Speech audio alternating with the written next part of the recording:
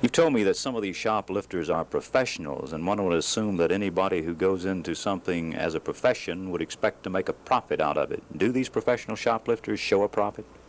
Well, unquestionably, they show a profit, and they might get by for 3 months, 6 months. Some of them, if they're real lucky, will get by for 2 or 3 years, maybe. But the thing about it is, and this is the thing that some of them don't seem to realize, that they don't, any of them, make the good money, really and truly, that could be made by going into legitimate employment somewhere. And the fall is always coming. As I say, it might be 3 months or 6 months. It could even be 2 years in coming.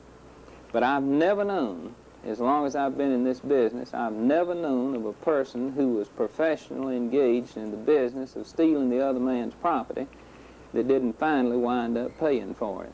You've told me that more than 40% of these people arrested for shoplifting are in the age range from 17 to 21.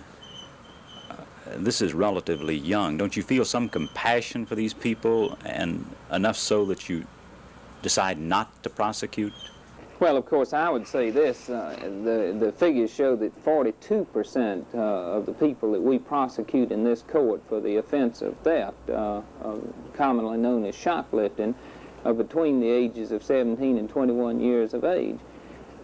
Sure, I have feel great compassion for these kids because I realize what's going to happen to them later on in life. There are going to be many of them that cannot attend the college of their choice because they have an offense involving moral turpitude on their record. There are going to be many of them that cannot get into the service that they want to get into. The Navy, the Air Force, the Marines sometimes reject, well, I say sometimes, almost always reject people as volunteers who have offenses involving moral turpitude on their record. Well, why not just dismiss it then? Well, because you just can't say to the world that people are going to be allowed to go out here and steal the other man's property and nothing will be done about it. You told me of a situation for which I personally feel a great compassion. It is the mother who steals for her child. What is she to do if the child needs something and she's got no other way to get it but shoplifting? Well, here again, we have a situation, of course, where a mother, and I feel sorry for them, certainly when a mother's out here and she knows that her child needs something, a baby might need some clothing of some sort, a little boy, a little girl might need something before he goes to school.